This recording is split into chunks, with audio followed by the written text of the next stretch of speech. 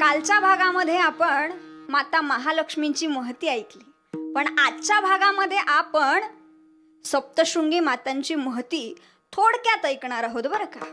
जी सप्तशृंगी माता नाशिक जिल्ह्यामध्ये विराजमान झालेली आहे, ती सप्तशृंगी माता ज्या वेळेला महिषासुराचा वध करून आल्याच्या नंतर विश्रांती करता निवडलेलं स्थान म्हणजे ते आजचा जो गड आहे, सप्तशृंगी गड ज्याला ओळखलं जातं, त्या ठिकाणी तिचं वास्तव्य आहे. पण ती सप्तशृंगी माता जी आहे, तिने महिषासुराचा वध केला. हा महिषासुर कोण? तर सिंदुरासुर नावाचा जो दैत्य होता, तो दैत्य एवढी सेवा त्या भगवंताची करायचा आणि मग भगवंतानी त्यांना वर दिला. म्हटले, सिंदुरासुरा तुला काय मागायचं ते माग. सिंदुरासुर म्हटलंय, देवा माझ्या पोटी असा एक पुत्र दे, जो पुत्र या विश्वावरती त्याची सत्ता असेल असा पुत्र माझ्या पोटी दे. आणि असा पुत्र माझ्या पोटी दे म्हटल्याच्या नंतर भगवंताने मागचा पुढचा विचार न करता तथास्तु म्हटले. पण सांगितलं, तू आता वनामध्ये जाशील आणि वनामध्ये गेल्याच्या नंतर कुठली जरी मादी तुला दिसली तर त्या मादीसोबत संयोग करायचा आणि त्याच्यातून त्या पुत्राची उत्पत्ती होईल. ठीक आहे म्हटले, काहीच हरकत नाही. आणि सिंदुरासुर निघाला आणि जात असताना वनामध्ये गेला आणि वनामध्ये जात असताना त्याला एक म्हैस आढळली आणि म्हैस उन्मत्त असलेली म्हैस त्याला आढळली आणि आढळल्याच्या नंतर शेवटी तो राक्षस आहे, त्याने त्या म्हशीसोबत संयोग केला आणि त्याच्यातून एक पुत्र जन्माला आला आणि त्या पुत्राचं नाव आहे महिषासुर. आणि महिषासुर नावाचा दैत्य जो आहे, तो दैत्य, त्या दैत्यासोबत माझ्या सप्तशृंगी मातांनी त्यांचा वध त्या ठिकाणी त्या दैत्याचा केला. आणि तो वध करून आल्याच्या नंतर माझी सप्तशृंगी माता त्या ठिकाणी त्या सप्तशृंगी गडावरती विराजमान झाली आहे. विठ्ठल विठ्ठल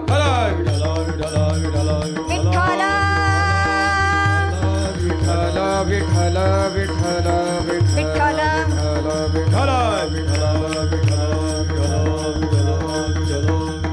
अशा पद्धतीने भगवतीची जी देवी आहे, भगवती आई जी आहे, तिची आराधना, तिची उपासना प्रत्येकाला करावी लागते. त्यावेळेला ती भगवती, त्यावेळेला ती सप्तशृंगी, त्यावेळेला ती देवी आपल्याला प्रसन्न होत असते. देवी अशी तशी कोणालाही प्रसन्न होत नाही, पण ती प्रसन्न होण्याकरता आपण तिची मनोभावे सेवा केली पाहिजे, मनोभावे तिची आराधना केली पाहिजे, मनोभावे तिची उपासना केली पाहिजे. थोडक्यात काय, तिला प्राप्त करून घ्यायचं असेल तर नाथ बाबांनी उपाय सांगितला. काय? हरी प्राप्तीसी उपाय धरावे संतांचे ते पाय. माझा देव कुठेही येत नाही, माझे संत कुठेही येत नाहीत. ज्या ठिकाणी माझे भक्त भजन करत असतात तेथेच मी असतो. माऊलींनी याचं वर्णन करावं. परीत या पासी पांडवा मी हरपलोगी वसावा, जेथ नाम घोषू बरवा करीती ते माझे. परंतु अशा रीतीने मी जरी हरवलो असलो तरी माझे भक्त माझा नामघोष चांगल्या रीतीने करतात. अर्जुना, तू मला त्यांच्या जवळ शोध, मी तर वैकुंठात सुद्धा नाही.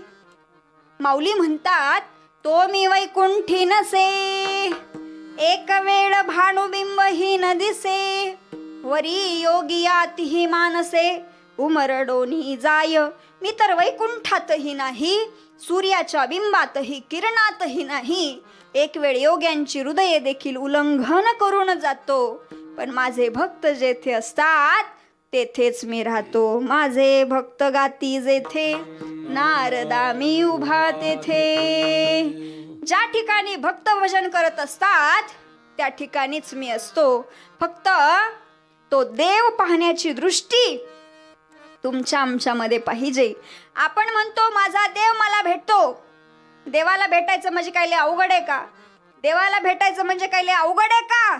एका सेकंदामध्ये देव भेटतो. बघा, आषाढी वारीला आपण जातो, पण आषाढी वारीला गेल्याच्या नंतर कोणाला भेटण्याकरता जातो? पांडुरंगाला भेटण्याकरता जातो. आळंदीवरून निघतो, 18, 19, 20, 21 दिवसांचा प्रवास करतो, पंढरपूरला येतो. दर कोस दर मुक्काम करत पंढरपूरला येतो. पंढरपूरला आल्याच्या नंतर बॅगा कुठंतरी ठेवतो आणि राऊळामध्ये त्या ठिकाणी दर्शन घेण्याकरता प्रदक्षिणा घालतो आणि मंदिरामध्ये येतो. एका दिवसामध्ये दर्शन होतं का? त्या वेळेत 3 दिवस 4 दिवस बारीमध्ये उभा राहतो आणि बारीमध्ये उभा राहून पांडुरंगाला आता पाहायचे. पांडुरंग आता माझ्या समोर येणार आहे. त्याला मला भेटायची आस लागलीये, त्याला मला भेटायची ओढ लागलीये, त्याला मला भेटावंसं वाटतंय. 21 दिवसांचा प्रवास करून मी त्याला भेटण्याकरता आलोय. राऊळामध्ये आलोय. 2 सेकंदाच्या आत पांडुरंग माझ्या समोर आहे. 2 सेकंदामध्ये माझा पांडुरंग मला दिसणार आहे आणि त्याच्या समोर आलो. डोळे हात जोडले आणि डोळे गपकन झाकून घेतले.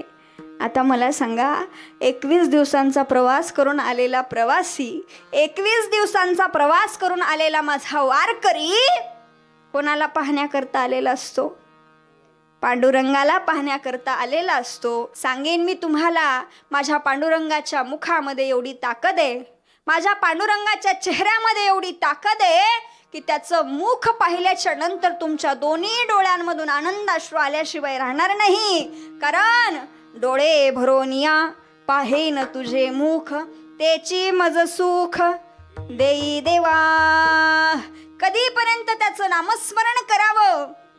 दर कोस दर मुक्काम आपण निघालोय, जात असताना फक्त त्याचं नामस्मरण आहे. ज्ञानोबा तुकाराम, ज्ञानोबा तुकाराम, ज्ञानोबा तुकाराम, ज्ञानोबा तुकाराम, ज्ञानोबा तुकाराम, ज्ञानोबा तुकाराम, ज्ञानोबा तुकाराम, ज्ञानोबा तुकाराम, ज्ञानोबा तुकाराम, ज्ञानोबा माऊली तुकाराम,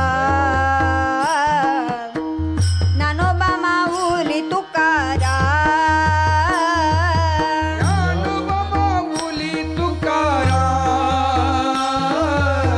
ज्ञानोबा माऊली तुकाराम, ज्ञानोबा माऊली तुकाराम, ज्ञानोबा माऊली तुकाराम, ज्ञानोबा माऊली तुकाराम,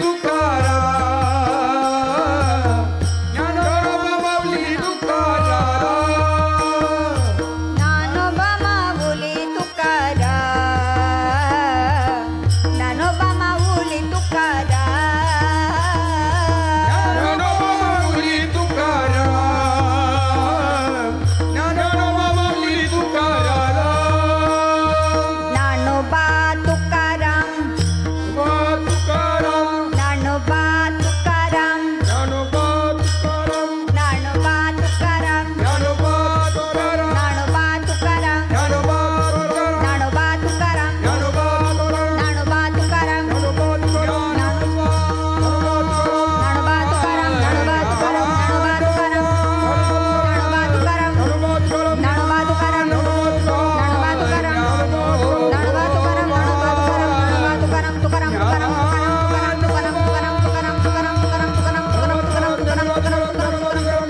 तुकाराम,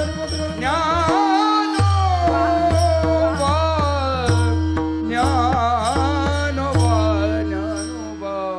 वा वा वा वा. कानावरती फक्त नाव कोणाचं आहे? कान भरोनिया ऐकेन तुझी कीर्ती. त्याची कीर्ती कानावरती पडली ना, तिथं आपण बेड बघतो का हो? तिथं आपण गादी बघतो का हो? तिथं आपण घर बघतो का हो?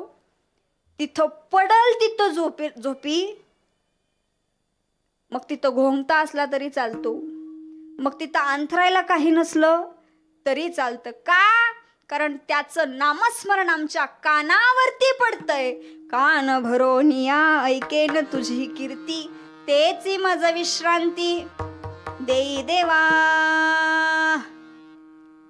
सांगू, जोपर्यंत हे शरीर नीट आहे ना तोपर्यंत पंढरपूरची वारी आपण केली पाहिजे.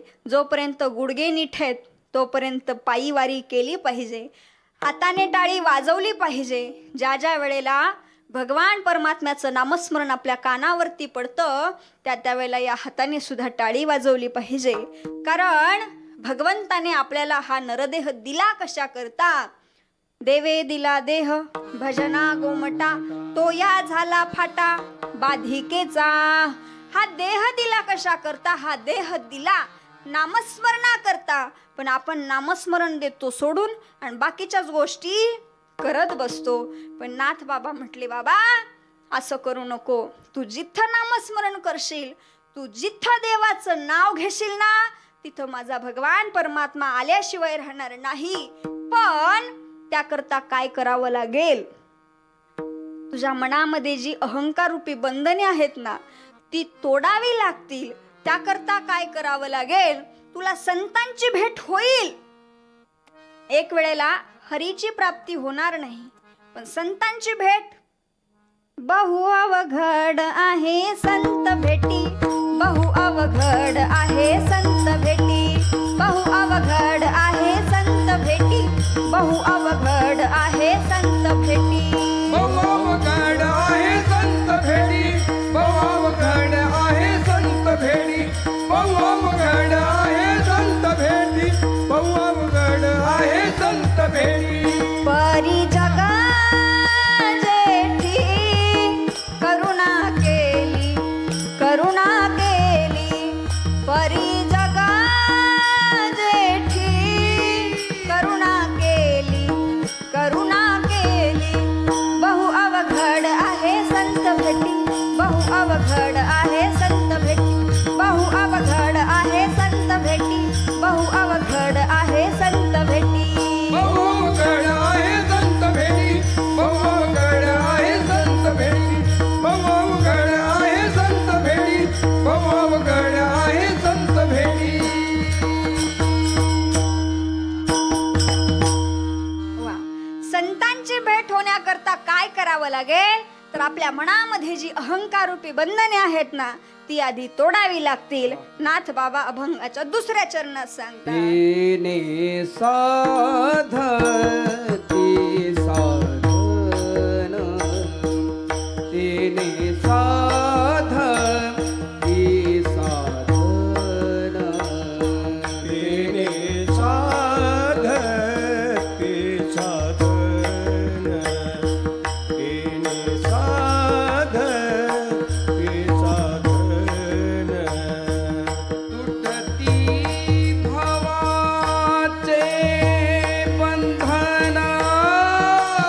वा वा वा. बंधन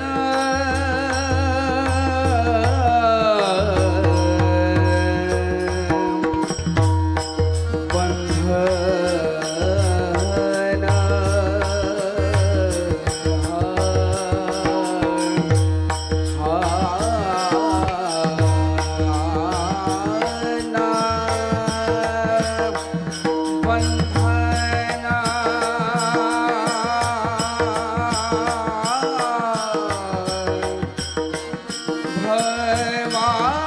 भवाचे भवा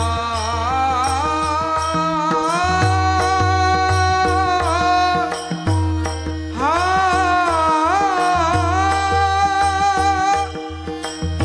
हा हा बंधन भवाचे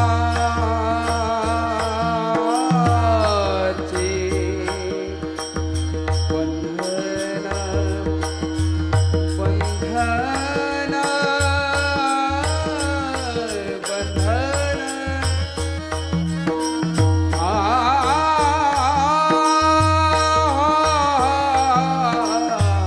भवाचे वा.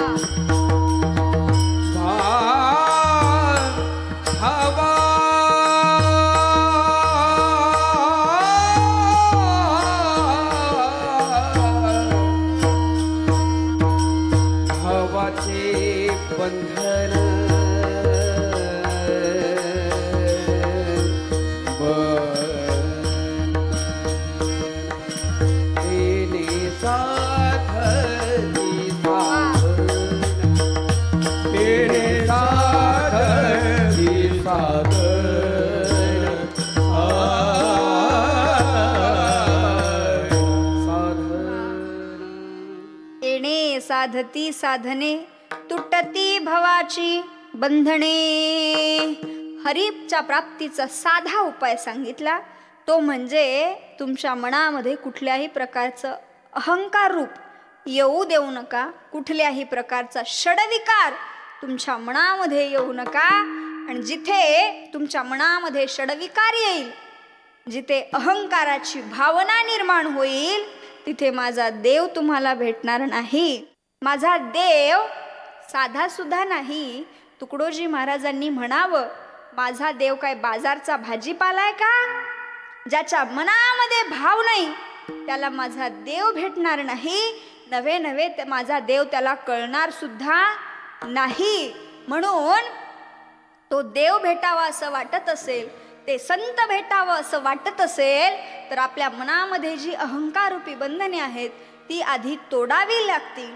संत काय करतात तर आपल्या जीवनामध्ये आपल्याला चांगल्या मार्गावरती नेण्याचं काम संत करतात.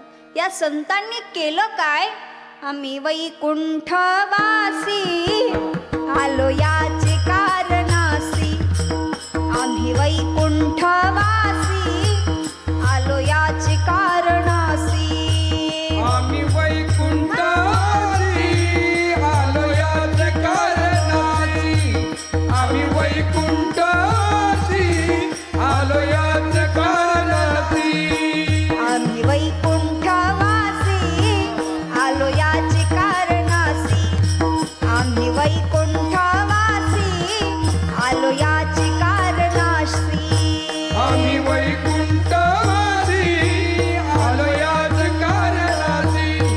आम्ही वैकुंठवासी आलो याचे कारणासी.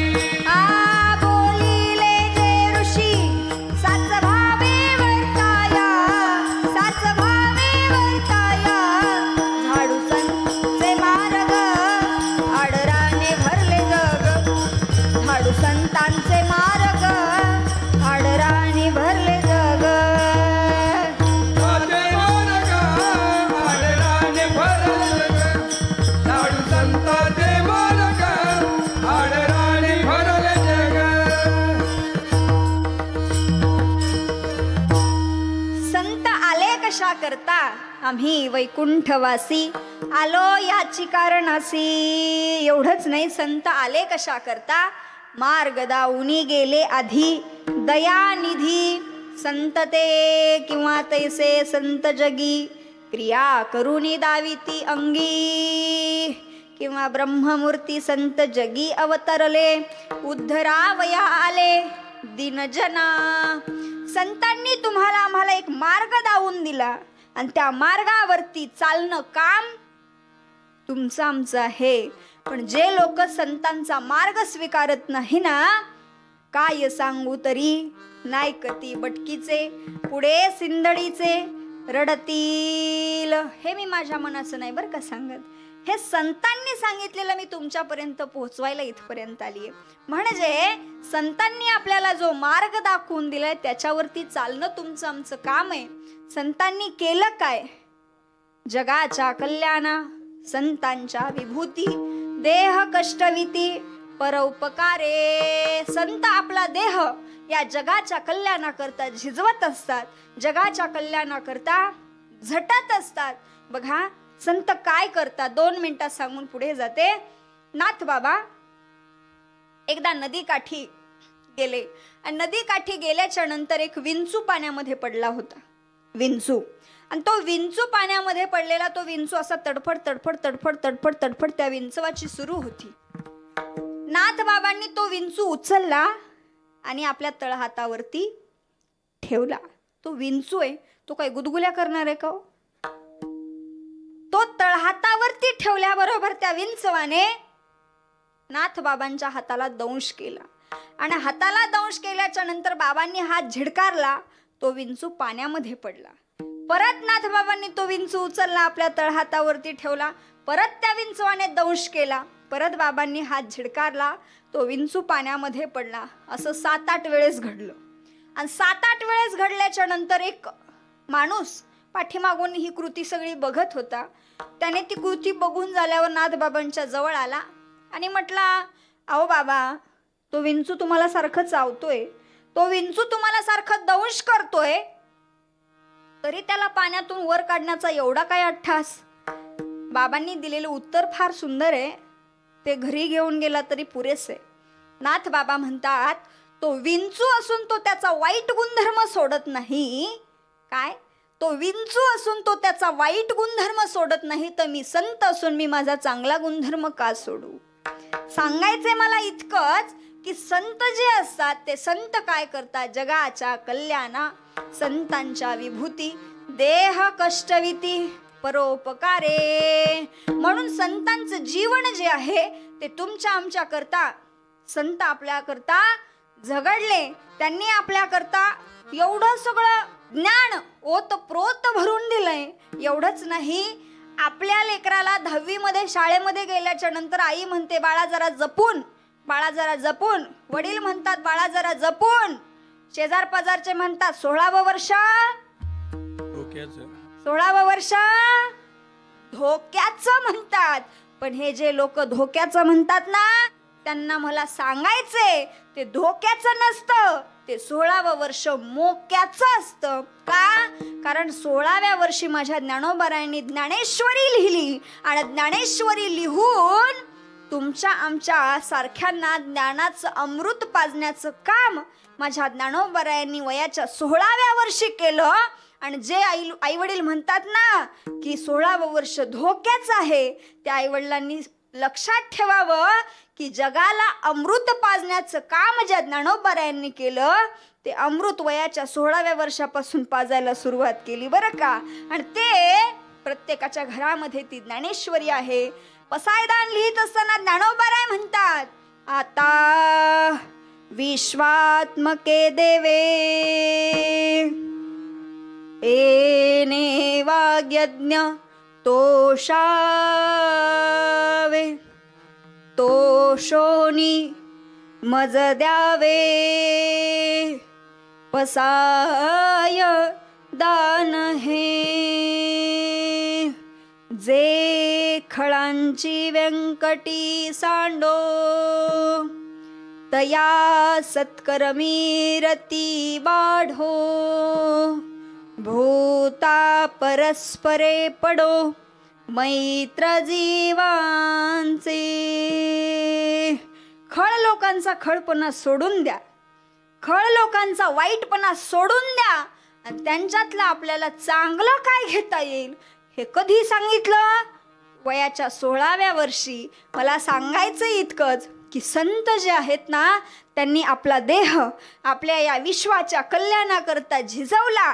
म्हणून संत आपल्याला भगवंताकडे घेऊन जाण्याचा हा सोपा, साधा आणि सरळ उपाय अभंगाच्या 3ऱ्या चरणात सांगतात. संता विना प्राप्ती नाही, संता विना प्राप्ती नाही, संता विना प्राप्ती नाही, संता विना प्राप्ती नाही.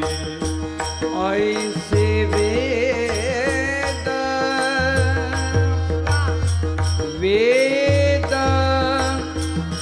देती ग्वाही, वेद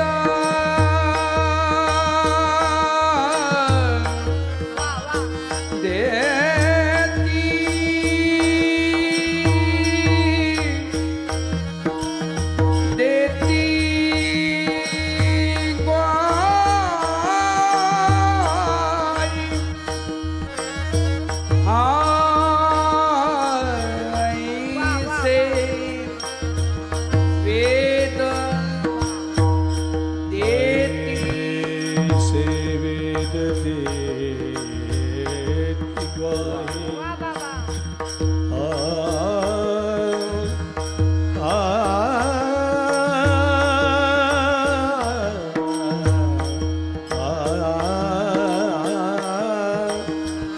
ऐसे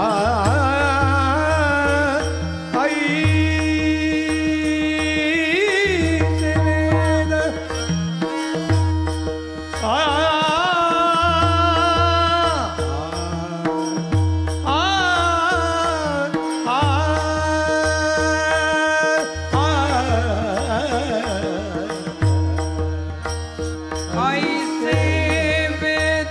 देती ग्वाही येणे साधती साधन येणे साधती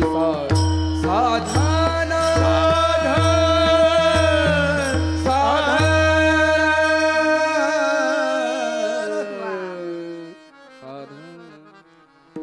नाथ बाबांनी सांगितलं संता विन प्राप्ती नाही, ऐसे वेद देती ग्वाही. सर्वांना विनंती आहे, एकदा आपण भगवान परमात्म्याचं भजन करू. सर्वांनी पाऊली खेळायची. विठोबा रखुमाई जय जय विठोबा रखुमाई जय जय विठोबा रखुमाई म्हणा विठोबा रखुमाई विठोबा रखुमाई विठोबा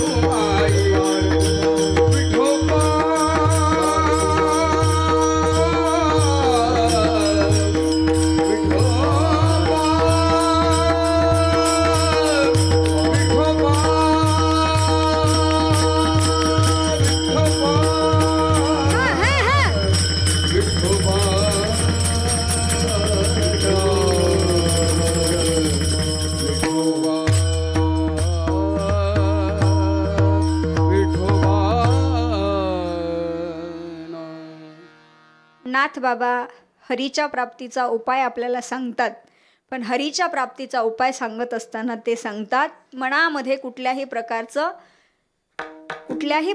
अहंकार येऊ देऊ नका, कुठल्याही प्रकारचा षडविकार तुमच्या मनामध्ये येऊ देऊ नका.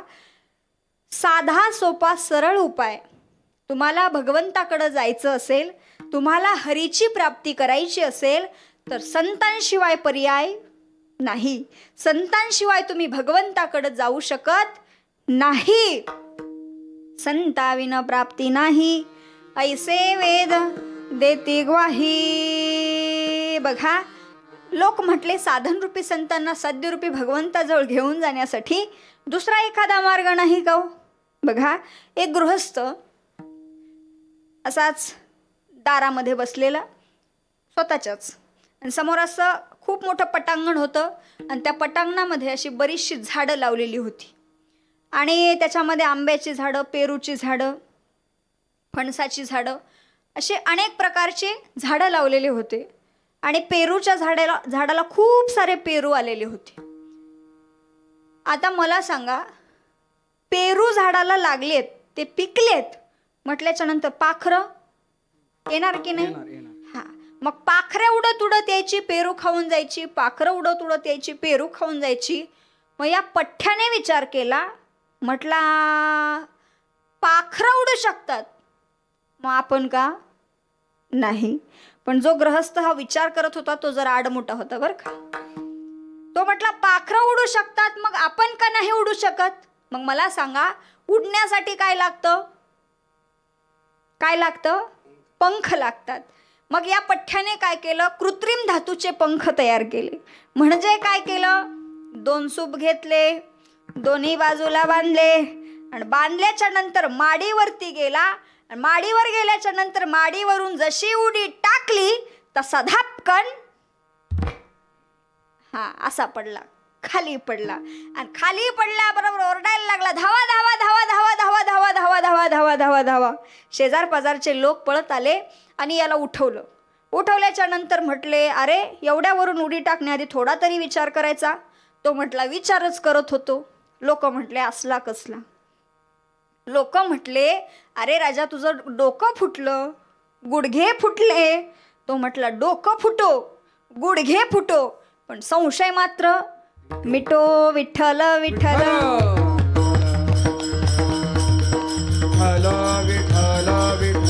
म्हणजे विचार काय करायचा हे सुद्धा माणसाला कळलं पाहिजे. काय विचार करायचा? एक माणूस असाच वट्यावरती बसायचा. तुम्ही म्हणाल भारती ताई त्याचा वटा होता, त्याचं दार होतं, तुम्हाला काय करायचं? मला काहीच करायचं नाही. वट्यावर बसून तो विचार करायचा. काय विचार करायचा? त्याच्या दारातून अशा 25-30 म्हशीचा घोळका जायचा आणि त्या म्हशीच्या घोळक्यामध्ये एक अशी गोल शिंगाची म्हैस होती. हा विचार करायचा, हिचे शिंग गोल आहेत. किती महिने विचार करत असेल? 6 महिने महाराज विचार करत होता बरं का. तू 6 महिने काय विचार करत होता? या म्हशीचे शिंग कसे आहेत? गोल आहेत. माझं डोकं कसं आहे? गोल आहे. म्हणजे त्या माणसाचं, माझं नाही बरं का, माझं बी गोलच आहे. पण तो विचार करत होता, मी नाही. मग त्याने काय केलं? एके दिवशी म्हैस शेतातून आली की गेला जाऊन त्या म्हशीच्या शिंगामध्ये डोकं अडकवलं, खुपसलं. आणि जसं ते डोकं खुपसलं तशी ती म्हैस आहे, जशी का उधळली ती म्हैस, तसा याला नेऊन कुठं टाकला? कटाड्यामध्ये नेऊन टाकला. मला सांगायचं एवढंच, माणसानं विचार कुठल्या गोष्टीचा करावा हे माणसाला कळलं पाहिजे. याचं वर्णन माऊलींनी करावं. हळूहळू ढाळे ढाळे के तुलेने एक वेळे मार्गाचे निबळे निश्चित ठाके. बाबा तुला जायचंय ना, तू एका फांदीवरून दुसऱ्या फांदीवरती चढ. तुला नक्कीच पेरू तोडता येतील. तुला विचार करायचाय ना, म्हशीच्या शिंगामध्ये डोकं खुपसू नको. विचार करायचाय, चांगला विचार कर. पण तू जर कृत्रिम धातूचे पंख बसवले आणि तू जर म्हशीच्या शिंगामध्ये डोकं खुपसलं तर तुला संतांची प्राप्ती होईल का? तुला हरीची प्राप्ती होईल का? अजिबात होणार नाही. त्याकरता काय करावं लागेल? तुला चांगला विचार करावा लागेल. तुला भगवंताकडे जायचंय, भगवंत तुला भेटावा असं वाटतंय, पण भगवंताकडे जाण्याकरता जे साधन आहे ते साधन कुठलं आहे? संतांशिवाय प्राप्ती नाही. संतांशिवाय भगवंताकडे जाऊ शकत नाही. नाथ बाबा म्हणतात, हे मी नाही सांगत, हे वेदांनी सांगितलं आहे. ऐसे वेद देती ग्वाही. आणि आपल्या मनामध्ये जर एखादी इच्छा निर्माण झाली, आपल्या मनामध्ये एखादी गोष्ट आपल्याला घ्यावीशी वाटली, थोडक्यात काय, मला घरी जाऊन पोहे खावेसे वाटले, मी काय करेल? पटकन ते पोहे बनवेल. पण हेच पोहे जर तुम्हाला खावेसे वाटले तर तुम्हाला कोणाला तरी बनवायला लावावे लागतील, बरोबर की नाही? म्हणजे माझ्या मनामध्ये झालेली इच्छा किंवा निर्माण झालेली एखादी गोष्ट भगवंत पूर्ण करत असेल, नाथ बाबा म्हणतात आपलं मनोरथ पूर्ण करण्याकरता दुसऱ्या तिसऱ्या कोणालाच हात जोडायची गरज नाही. आपल्या मनामध्ये निर्माण झालेली इच्छा कोण पूर्ण करतो? अभंगाचं शेवटचं चरण. एक जनार्दनी संत, एक जनार्दनी संत, एक जनार्दनी संत, एक जनार्दनी संत, हा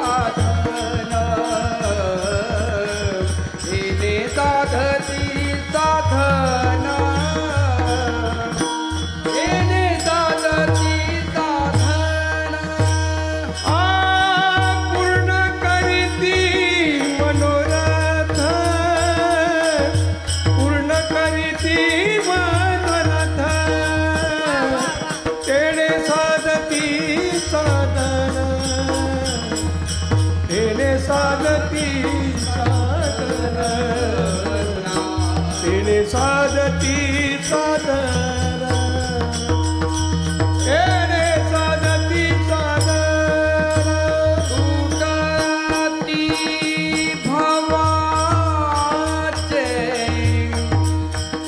बंधन बंधन बंधन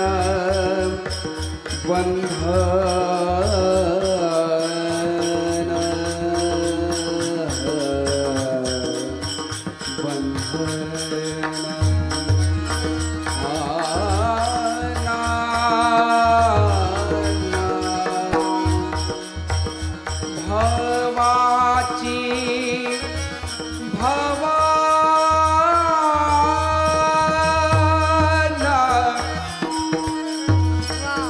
बाबा हा हा बंधनाला तुटती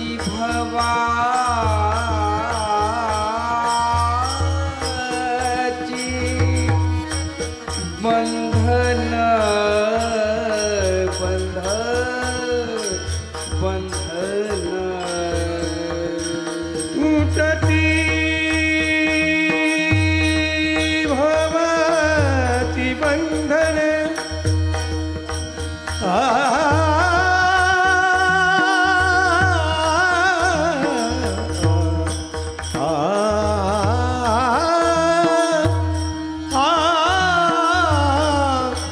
तुटती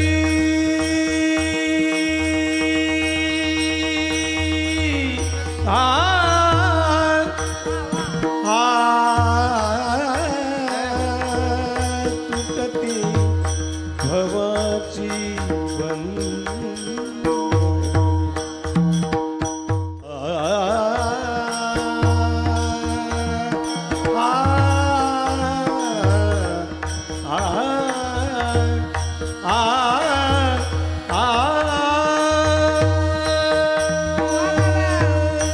तुटती भावाची बंधन तुटती भावाची बंधन तेने साधती साधन तेने साधती साधन तेने साधती साधन तेने साधती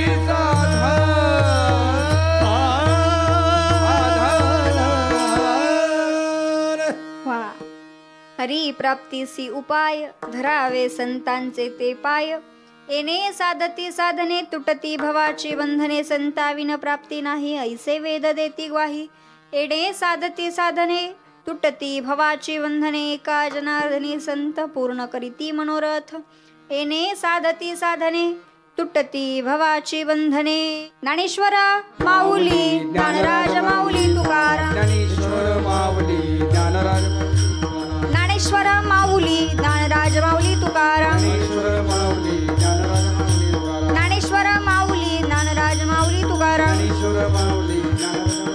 विठ्ठल जय जय विठ्ठल विठ्ठल जय जय विठ्ठल हा विठ्ठल जय जय विठ्ठल विठ्ठल जय जय विठ्ठल हा विठ्ठल जय जय विठ्ठल विठ्ठल जय जय विठ्ठल बोलिलेले कोणी येडे वाकोडे करा क्षमा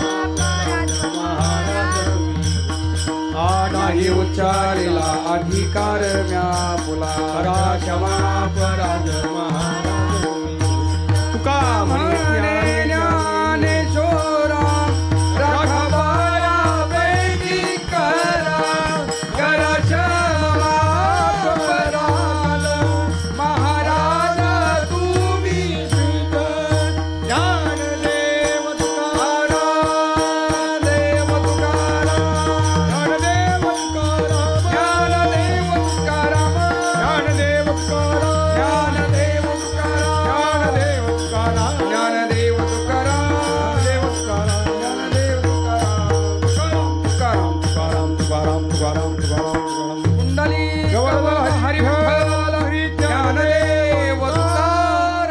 पंढरीनाथ भगवान माऊली ज्ञानेश्वर महाराज जगद्गुरु तुकाराम महाराज बोल आंबे माते की जय.